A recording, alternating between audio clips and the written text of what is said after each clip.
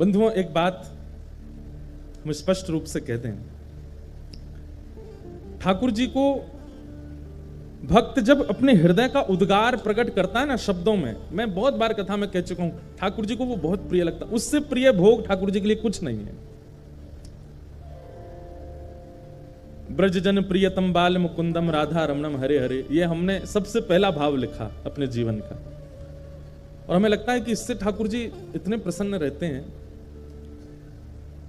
अब राधा रमण जी में जितने भी लोग दर्शन करने जाते हैं, एक दिन में असंख्य वैष्णवों में से कोई एक वैष्णव तो जाकर के राधा रमण जी के सामने 2 पंक्ति गाता ही होगा। ब्रज जन प्रियतम बाल मुकुंदम राधा रमणम हरे हरे राधा रमणम हरे हरे केसर तिलकम कृष्ण वरणम केसर तिलकम कृष्ण वरणम राधा रमणम हरे हरे राधा रमणम हरे। तो उस एक वैष्णव की 2 पंक्तियों से भी हमारी हाजिरी लग जाती है राधा रमण जी में। प्रत्येक दिन ठाकुर जी का स्मरण, ठाकुर जी का दर्शन। ये कृपा अनुभूति कैसे प्राप्त होती है? जब भक्त अपने प्रेम उद्गार प्रकट करता है ठाकुर जी को शब्द के माध्यम से, तभी ये प्रकट होता है। और जिस भूमि पर आप बैठे हैं, ऐसे उड़ीसा में महाप्रभु जगन्नाथ जी गीत गोविंद सुनते हैं। अभी एक लाली ने यहां पर नृत्य किया गीत गोविंद के मंगल स्तुति के ऊपर, कितना सुंदर भाव है। कभी कभी हम उड़ीसी नृत्य देखते हैं तो ऐसा लगता है कि ठाकुर जी जब रहे होंगे तो ऐसी चाल ढाल होगी उनकी, क्योंकि उड़ीसी जब नृत्य होता है तो नृत्य करने वाला कभी सीधा खड़ा होता ही नहीं है। उसके हाथ भी टेढ़े, उंगलियां भी टेढ़ी, नेत्र भी ऐसे मटकते रहते हैं और चरण भी ऐसे टेढ़े। वो उड़ीसी नृत्य करने वाले जो भी आएंगे मंच पर वो खड़े ही ऐसे होते हैं, उनके पैर भी टेढ़े होंगे, हाथ भी ऐसे होंगे। तो उससे कभी कभी लगता है यही तो बांके बिहारी हैं, ऐसे ही तो रहते हैं ठाकुर जी। जिनका एक अंग भी सीधा ना रहता हो वही तो है ठाकुर जी। हमारे अष्ट छाप के सखा कहते हैं, सब ही अंग को बाको गिरधर, सब ही अंग को बाको बाकी चाल चलत गोकुल में, बाकी चाल चलत गोकुल में, छैल छबीलो बाको गिरधर, सब ही अंग को बाको, सब ही अंग को बाको। एक भी अंग ठाकुर जी का सीधा नहीं रहता। तो जो नृत्य करते हैं उनके सारे अंग ऐसे सीधे रहते ही नहीं है। विशेष रूप से यहाँ के प्रधान नृत्य करता है, ऐसा लगता है ठाकुर जी ऐसे ही चलते होंगे। जयदेव महाप्रभु के द्वारा विरचित गीत गोविंद,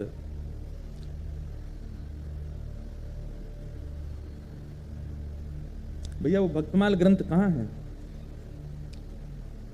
श्री भक्तमाल जी में जयदेव महाप्रभु के जब चरित्र का वर्णन श्री नाभा जी करते हैं तो वहां वर्णन करते हुए जो छप्पे गाया है, उस छप्पे में श्री नाभा जी स्पष्ट रूप से इस बात को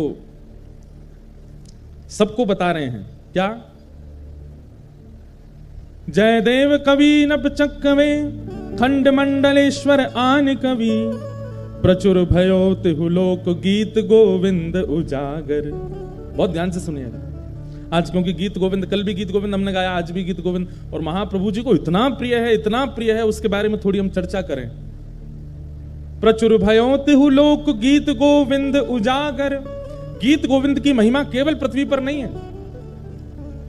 एक बार की बात है कि एक राजा थे, उन राजा के यहां पर देवता भी आते थे, गंधर्व भी आते थे, पाताल लोक के नाग नागिन भी आते थे। तो एक बार उन राजा के उस सभा में, सब लोग इधर देखो, बहुत ध्यान से सुनो, देवी देवता, गंधर्वजन और पाताल लोक के, रसातल लोक के, यमलोक के सब जीव भी वहां आए हुए थे, सब देवी देवता आए हुए थे। तो राजा ने सबकी अगवानी में सबको विराजमान करके किन्हीं गायकों को बुलाया और उन गायकों ने आकर के गीत गोविंद गाया, जयदेव महाप्रभु के द्वारा रचित। तो गीत गोविंद सुनकर के राजा ने उन सबसे कहा कि आपको ये संगीत कैसा लगा? तो स्वर्गलोक के देवी देवता और रसातल लोक के यमदूत आदि ये सब क्या बोले? बोले ये तो हम रोज सुनते हैं। क्यों? बोले हमारे लोकों में भी इसका पाठ होता है। तब से ये बात प्रचलित हुई कि भैया गीत गोविंद केवल पृथ्वी पर प्रचलित नहीं है, इसको तीनों लोकों में सुना जाता है, सब सुनते हैं। अगर व्यक्ति को गीत गोविंद याद हो, और भगवान ना करे ऐसा कभी हो नहीं सकता कि गीत गोविंद याद हो और उसको यमदूत पकड़ने आ जाएं। यमदूत कब आते हैं? मृत्यु काल में आते हैं। वैसे तो गीत गोविंद याद करने वाले को यम यातना नहीं भोगनी पड़ेगी, लेकिन बाई चांस फिर भी जीवन के अपने व्यवहार स्वभाव नहीं बदले, लेकिन गीत गोविंद याद कर लिया और अंतिम काल में उसके व्यवहार स्वभाव के कारण कहीं अगर यमदूत आ गए और उसने केवल अगर इतना ही गा दिया ना, श्रुत कमला कुछ मंडल धृत कुंडल ए, तो यमदूत वहीं हाथ जोड़ करके खड़े हो जाएंगे, हाथ जोड़ कहेंगे भैया तुम यमलोक के अधिकारी नहीं हो, चलो हम तुम्हें सीधे महाप्रभु जगन्नाथ जी के पास ले चलते हैं। और यमदूत तो क्या ले जाएंगे, यमदूत वहां से अंतर ध्यान होंगे, विष्णु दूत आएंगे और लेकर के जाएंगे। गीत गोविंद का ऐसा भाव। तो प्रचुर भयो तिहु लोक गीत गोविंद उजागर, तीनों लोकों में उसका गुणगान गाया जाता है, केवल पृथ्वी लोक पर गीत गोविंद प्रचलित नहीं है। हमने तो कितने अनुभव किए हैं। गीत गोविंद के प्रति एक हम आप लोगों को सावधानी बताना चाहते हैं, बस वो ध्यान से सुनिए।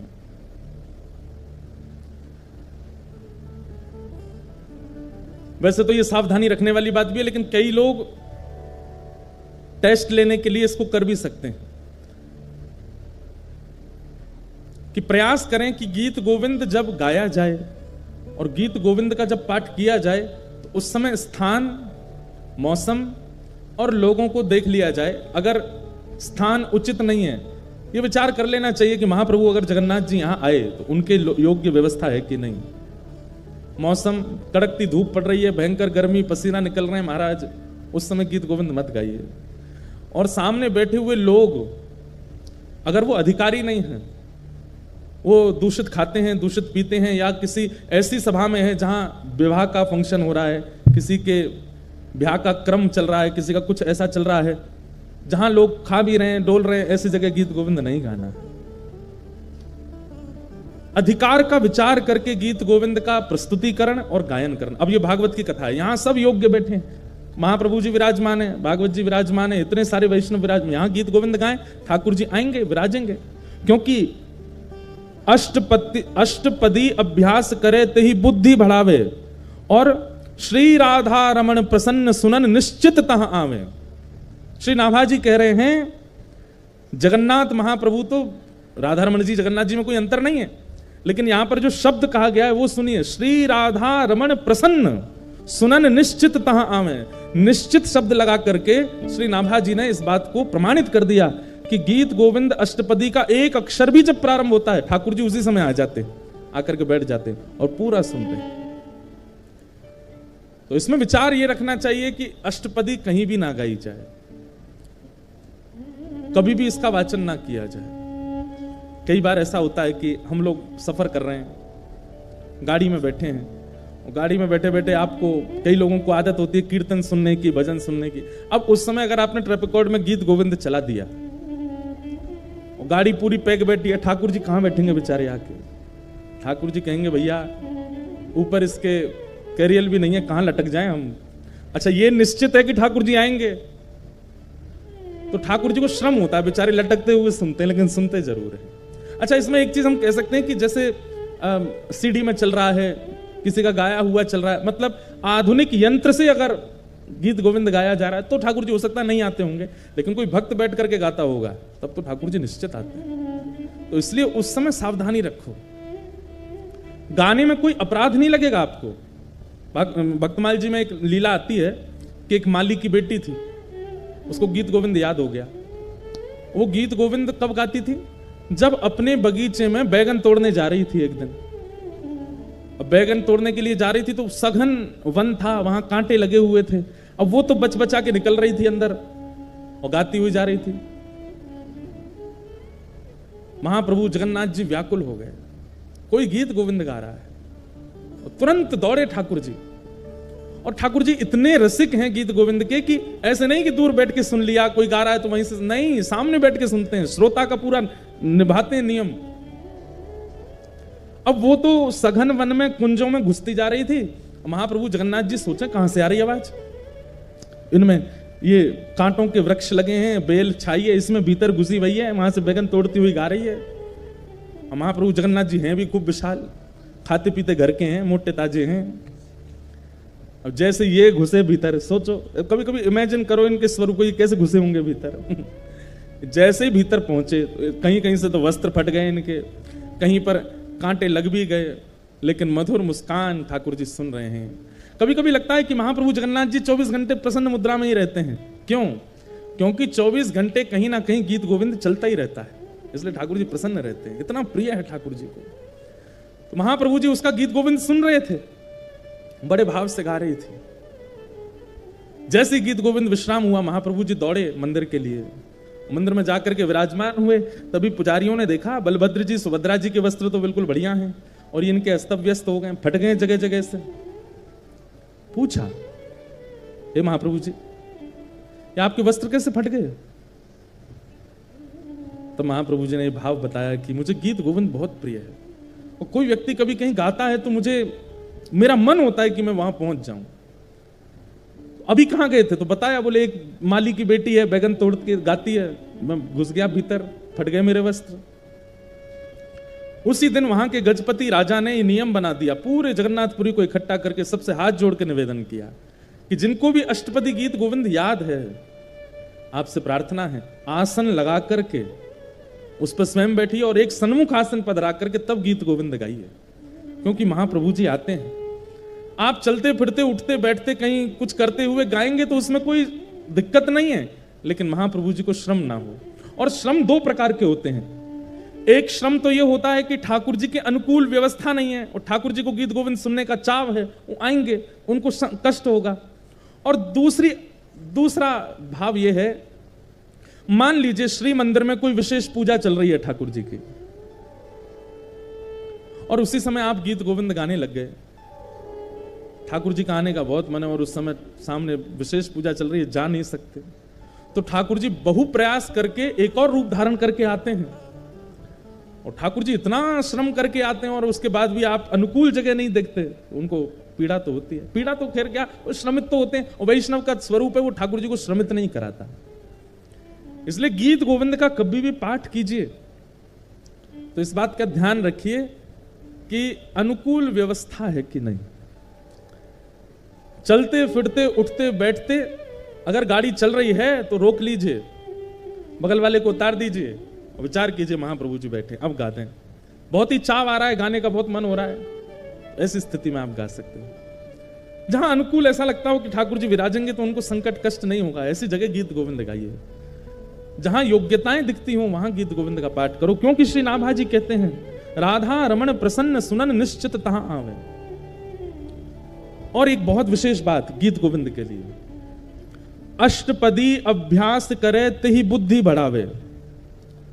अगर कोई व्यक्ति गीत गोविंद अष्टपदियों का अभ्यास करता है, केवल श्रुत कमला कुछ मंडल एक ही अष्टपदी याद करने से काम नहीं चलेगा। ये हमारे पास पूरा गीत गोविंद है, इसमें बहुत सारी अष्टपदियां हैं, और अष्टपदी का स्वरूप ऐसा है कि सब संस्कृत पढ़ने में बहुत आसान लगेंगे, लेकिन गीत गोविंद महाकाव्य की संस्कृत आसानी से पढ़ी नहीं जा सकती।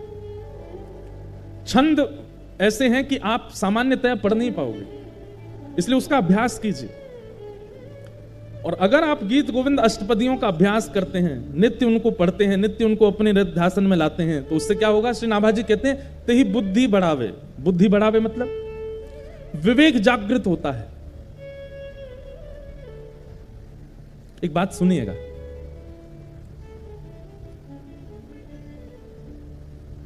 तीन प्रकार के दुख होते हैं जीवन में, बहुत ध्यान से सुनिए। तीन प्रकार के दुख होते हैं। कर्म, काल और स्वभाव। सबसे पहले दुख का कारण क्या है? हमारा कर्म। हम जैसा करते हैं हमको भोगना पड़ता है। चाहे कितना भी बड़ा व्यक्ति हो, अगर उसने गलत किया है उसको भोगना पड़ेगा। हाँ, ऐसा होता है कि आपने अगर गलती की और बाद में आपको उसका आभास हो गया कि मैंने गलत किया, और उसका अगर आपने प्रायश्चित किया, तो गलती से मिलने वाला जो आपको दंड है वो 40% कट जाएगा, 60% तो फिर भी भोगना पड़ेगा। नाम जप से 30% और घट जाएगा, 30% तो भोगना पड़ेगा। और फिर जीवन के स्वभाव व्यवहारों को सुधारने से 20% और घट जाएगा, 10% फिर भी भोगना पड़ेगा। और 10% जब बच जाए तो अगर वैष्णव बुद्धि होगी, आप उसको स्वीकार करके भोग लोगे, आप उससे भागोगे नहीं। मेरा कर्म है, अब आ रहा है तो आने दो, 10% तो भोग ही लोगे। तो पहले दुख का कारण कर्म, दूसरे दुख का कारण है काल, समय। सब लोग इधर देखिए, ध्यान से सुनो। और जब काल दुख रूप धारण करता है तो काल क्या करता है? मति का हरण कर लेता है। व्यक्ति का जब समय खराब आता है ना, तो कितना भी बुद्धिमान हो उसकी बुद्धि उल्टी हो जाती है। भगवान स्वयं गीता में अर्जुन को कहते हैं कि जब मुझे किसी के ऊपर बहुत देख के लगता है ना कि भाई बहुत फूल लिया, अब तू आजा, चपेटे में आओ हमारे में, तो हम क्या करते हैं? कुछ नहीं करते, केवल उसकी बुद्धि का हरण कर लेते हैं। उसकी सोच ही पलट जाती है। उसने इतनी कथाएं सुनी, इतना ज्ञान, इतने गुरुजनों से उसने सब कुछ सीखा, लेकिन अपने जीवन के व्यवहार स्वभाव को नहीं बदलता है, तो फिर ठाकुर जी काल का जब दुख आता है तो मति का हरण कर लेता है। कितनी बड़ी बात है। अगर कोई व्यक्ति गीत गोविंद का नित्य पाठ करता है, अष्टपदी का अभ्यास करता है, जीवन में ऐसी स्थिति नहीं आएगी कि उसकी मति का हरण हो। ठाकुर जी फिर उसकी मति का हरण नहीं करते। स्वयं नाभाजी कह रहे हैं, अष्टपदी अभ्यास करे तही बुद्धि बढ़ावे। अगर कोई नित्य अष्टपदी का अभ्यास करता है, गीत गोविंद का अभ्यास करता है, उसकी मति का हरण नहीं, मतलब उसके जीवन में काल का दुख नहीं आएगा, समय का दुख नहीं आएगा। इतना प्रिय है ठाकुर जी। गाना तो चाह रहे थे जय जगदीश हरे, लेकिन श्री जगन्नाथ महाप्रभु अपने मधुर अधरों से गाने लगे जय जय देव।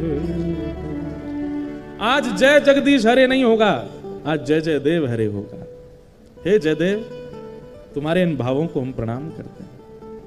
हमारी इन अंतरंग स्थितियों को तुम लिख रहे हो, हम वंदन करते हैं। श्री जयदेव महाप्रभु वो पहले ब्याह नहीं कर रहे थे।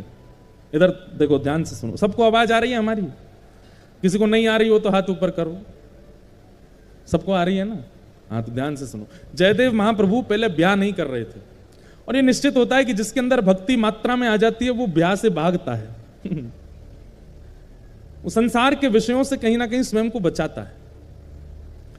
तो जयदेव महाप्रभु, आपके माता पिता जो थे वो बाल्यकाल में ही चले गए थे। तो बचपन से ही आप जगन्नाथ महाप्रभु को ही अपने माता पिता मानते थे।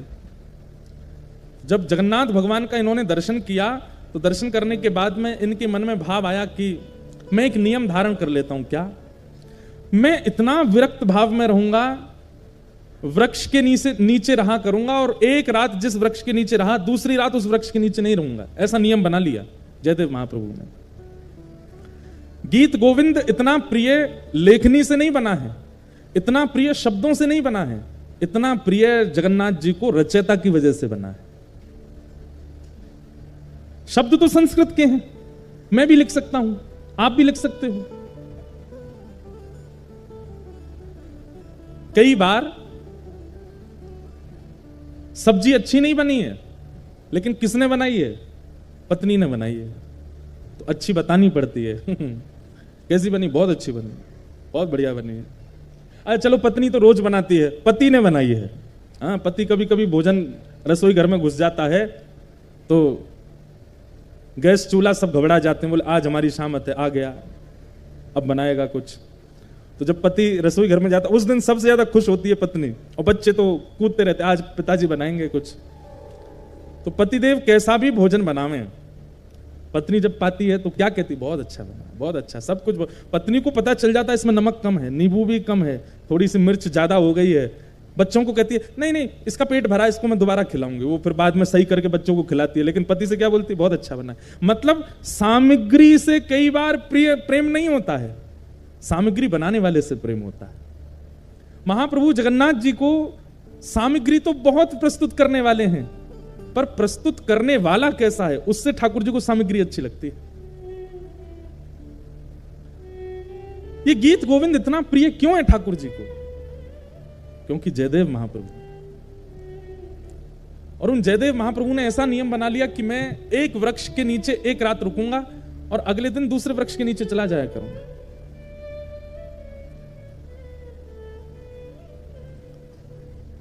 महाप्रभु जगन्नाथ जी को बड़ी चिंता रहती है जयदेव जी की।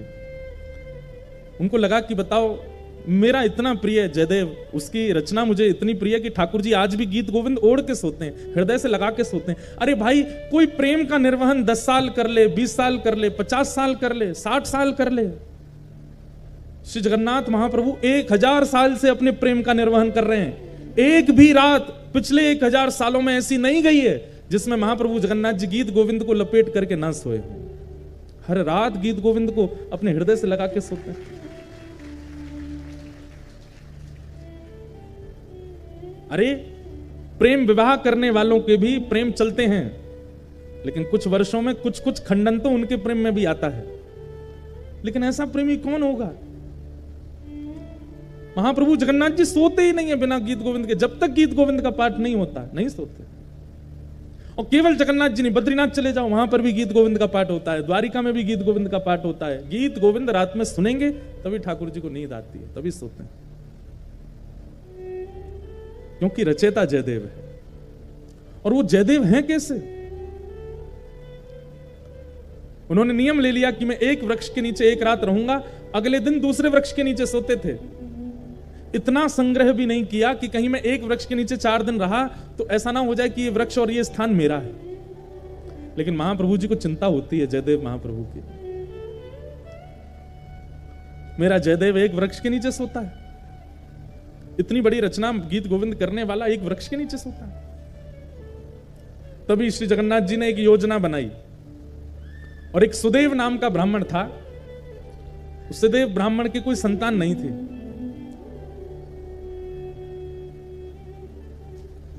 सब लोग बहुत ध्यान से सुनो, बहुत अच्छी कथा है। ठाकुर जी पहले ही योजना बना लेते हैं। तो सुदेव ब्राह्मण के पहले कोई संतान नहीं थी, तो सुदेव ब्राह्मण ने जगन्नाथ महाप्रभु से कहा कि भगवान, एक संतान का सुख मुझे दीजिए, मैं वचन देता हूं उसकी बाल्यावस्था पूरी हो जाने के बाद जैसे ही वो बालक कुमार अवस्था का होगा, मैं आपके चरणों में निवेदित कर दूंगा, वो बालक आपका हो जाएगा। फिर ये मेरा वचन है आपको। तो जैसे ही भगवान ने देखा कि भाई ये जयदेव महाप्रभु एक ही वृक्ष के नीचे रहते हैं, तभी ठाकुर जी ने विचार किया कि हम कैसे इनके इस वृक्ष के नीचे रहने वाले सिस्टम को दूर करवाएं। तभी ठाकुर जी को याद आया कि एक सुदेव ब्राह्मण था, उसने इतने वर्ष पहले हमसे कहा था कि एक संतान हो जाए तो वो हमें अर्पित करेगा। और ठाकुर जी की कृपा से उस सुदेव ब्राह्मण के यहाँ एक पुत्री ने जन्म लिया। महाप्रभु जी ने विचार किया कि उसकी पुत्री अब विवाह के योग्य हो गई है। महाप्रभु जी ने उसको स्वप्न दिया, सुदेव ब्राह्मण को, और स्वप्न में जाकर के उसको याद दिलाया कि तुमने हमसे कहा था एक संतान होगी तो तुम हमको अर्पित करोगे, तुम्हारी बेटी हुई, अब भूल गए अपना वचन। अगले दिन ही सुदेव अपनी बेटी लेकर के महाप्रभु जगन्नाथ जी के सामने गया। जय जय, मेरी धृष्टता क्षमा, मैं भूल गया था कि पुत्री आपको अर्पित करनी है। मेरी पुत्री, आप इसको स्वीकार करो। जैसे ही उसने प्रणाम किया, महाप्रभु जगन्नाथ जी उसके अंतस्थ में आ गए और बोलने लगे, बोले अब ये हमारी हो गई तो हम जहां जाएंगे वहां इसको लेके जाओ, हम जहां चाहेंगे वहां इसको दे आओ। बोले आज्ञा करो। बोले एक वन में एक जयदेव महाप्रभु हैं, गीत गोविंद की रचना जिन्होंने की, उनसे जाकर के अपनी बेटी का ब्याह कर दो। पद्मावती नाम था उनका। तो सुदेव ब्राह्मण बोला, भगवान वन में रहते हैं, बेटी। बोले अब ये तुम्हारी बेटी नहीं तो तुम चिंता क्यों कर रहे हो? तुम्हारी बेटी होती तुम चिंता करते ना कि जमाई हमारा कैसा, घर है कि नहीं है, परिवार है कि नहीं, संपत्ति। अब तो ये हमारी हो गई, तो अब इसके पिता हम हैं, हम इसके लिए योग्य वर ढूंढ चुके हैं, उससे जाके ब्याह करो इसका। और जो आ गया भगवान, बिल्कुल संशय नहीं है मेरे चित्त में, मैं ब्याह कर दूंगा। और जाते जाते जगन्नाथ महाप्रभु, सुनो, तुम अपनी बेटी लेकर के संबंध कराने आए हो, ऐसा बिल्कुल मत बोलना। ये कहना महाप्रभु जगन्नाथ जी ने भेजा है और उन्होंने ही आज्ञा की है कि आपको इनसे ब्याह करना पड़ेगा। ठाकुर जी को कितनी चिंता हो रही है कि जयदेव जी का घर बन जाए, जयदेव जी की झोंपड़ी हो जाए। सुदेव ब्राह्मण अपनी पुत्री पद्मावती को लेकर के पहुंचे। श्री जयदेव महाप्रभु एक वृक्ष के नीचे बैठे थे तो प्रणाम किया। जयदेव महाप्रभु, कहिए भगवान कैसे आना हुआ? बोले भगवान आप सुयोग्य हैं और मेरी बेटी आपके बिल्कुल योग्य है। मैं अपनी पुत्री का आपसे विवाह करने के लिए आया हूं। और ये मैं अपनी पुत्री का विवाह करने इस भाव से नहीं आया कि मैं इनका पिता हूं। महाप्रभु जगन्नाथ जी ने मुझे स्वप्न देकर के आज्ञा दी है कि आप इनको स्वीकार करो।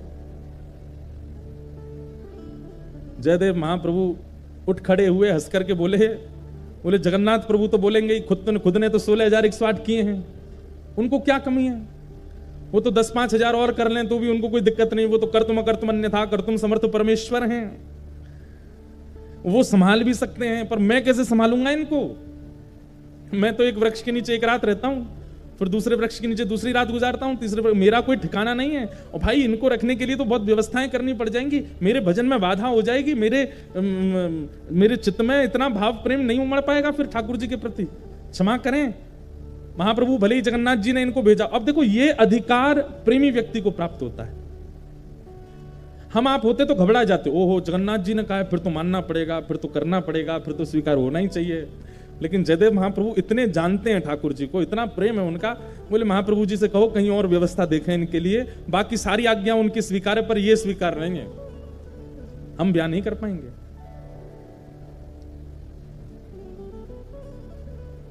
और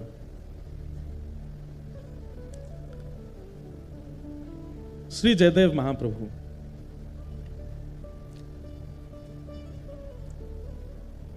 मना कर देते हैं, नहीं करेंगे। अरे आप कैसे व्यक्ति हैं, महाप्रभु जी की आज्ञा नहीं मान रहे हो, जगन्नाथ जी की आज्ञा नहीं मान रहे हो? बोले हमें स्वीकार है, हम बिना आज्ञा के ही रह लेंगे, लेकिन ये नहीं करेंगे। एक बार को तो सुदेव ब्राह्मण को क्रोध आ गया, बोले भगवान की आज्ञा ना मानने वाले को हम कैसे दे सकते हैं? चल बेटी, अपनी पुत्री को उठाने लगे तो पुत्री बैठ गई। बोले नहीं, महाप्रभु जी ने आज्ञा की है कि तुम इनकी हो, मैं तो इनको सर्वस्व दे चुकी हूं, मैं तो इनको अपना मान चुकी हूं, ये भले मुझे स्वीकार ना करें। पिताजी अब आपका कर्तव्य नहीं है, मेरे परम पिता जगन्नाथ जी ने मुझे इनको सौंपा है, अब मैं इन्हीं की हूं, चाहे मुझे स्वीकार करें चाहे नहीं करें। जयदेव महाप्रभु बोले वाह, ऐसा समर्पण तो हमने नहीं देखा भैया। अरे तुम्हारे पिता कह रहे हैं चलो तुम, बोले नहीं महाप्रभु जी ने आपको अर्पित किया, अब तो मैं आपकी हूं। जयदेव महाप्रभु बोले छोड़ जाओ इनको, 2-3 दिन हमारी दिनचर्या देखेंगे, खुद ही भाग जाएंगी ये। लेकिन पद्मावती का ऐसा त्याग, जयदेव महाप्रभु अगर उस वृक्ष के नीचे बैठे हैं तो उनके सन्मुख वाले वृक्ष पर बैठ जाती और उनको अपलक नेत्रों से देखती। जैसी दिनचर्या, अब भाई वन में रहते हैं, वन में सांप भी है, बिच्छू भी है, कातर भी है, ना जाने कितने सारे जीव आ जाते हैं, लेकिन सब स्थितियों में बिल्कुल अनुकूल रह करके अपने श्री जयदेव जी को देखती रहती। 3 दिन बाद जब वो नहीं जा रही, अब देखो कितनी अच्छी बात है, 3 दिन बाद जब वो पद्मावती वापस लौट करके नहीं गई तो श्री जयदेव महाप्रभु ने मन में विचार किया कि ये इसकी जिद नहीं है, ये श्री जगन्नाथ प्रभु अपना अधिकार दिखा रहे हैं मुझको कि देखो मेरा तुम पर कितना अधिकार है, मैं जिससे चाहूंगा तुमको उससे ब्याह करना ही पड़ेगा। और ये बात सोच करके श्री जयदेव महाप्रभु रोने लगे कि ठाकुर जी मुझ पर कितना अधिकार मानते हैं कि मेरे 5 बार मना करने पर भी ये कन्या अपने स्थान से हिल नहीं रही। इसकी सामर्थ्य नहीं है कि ये वन में रह सके, इसकी सामर्थ्य नहीं है वृक्ष के नीचे रह सके, इसने कहां तपस्या देखी है, लेकिन इसको ये सामर्थ्य कौन प्रदान कर रहा है? महाप्रभु जी। जयदेव महाप्रभु ने जब इसको अधिकार माना कि ये जगन्नाथ जी का अधिकार है मेरे ऊपर, और अधिकार मान करके पद्मावती से कहा मैं तुम्हारा वर्ण करूंगा, चलो। और तब पद्मावती से ब्याह किया, और ब्याह करने के बाद कहा देवी अब तुम तो ऐसे वृक्ष के नीचे रहती अच्छी नहीं लगती, चलो। और फिर बंगाल का जन्म था महाप्रभु जी का। अब पता नहीं, अब ऐसा भी कहते हैं कि वो स्थान उड़ीसा में ही आता है, कई कहते हैं पहले बंगाल में था अब उड़ीसा में, ऐसा कुछ है। केलुबिंद नाम का एक स्थान है, और वहां अपनी पत्नी के साथ गए और गांव के बाहर ही एक झोंपड़ी बना करके अपनी पत्नी के साथ जयदेव महाप्रभु रहते थे। अब ठाकुर श्री जगन्नाथ जी को शांति पड़ी कि हाँ अब ठीक है, झोंपड़ी में रहता है, अब कम से कम धूप, वर्षा, सर्दी, गर्मी, जीव जंतुओं से सुरक्षित तो है, कोई दिक्कत नहीं।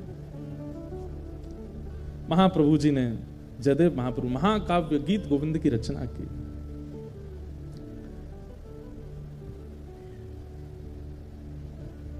और ऐसा कहीं कहीं वर्णन आता है कि जयदेव महाप्रभु बोलते थे और उनकी पत्नी जो पद्मावती थी वो लिखती थी, उनसे लिखवाने का क्रिया करते थे। ठाकुर जी की अंतरंग लीलाओं को वर्णन करते और पत्नी से कहते तुम लिखो। दोनों दंपति मिलकर के महाप्रभु जगन्नाथ जी के यश का गान कर रहे हैं, ठाकुर जी की लीला का स्मरण कर रहे हैं। एक बार एक अष्टपदी का सुंदर भाव आया चित्त में और उस अष्टपदी में रास बिहार का वर्णन कर रहे थे श्री जयदेव महाप्रभु। तो रास बिहार का वर्णन करते करते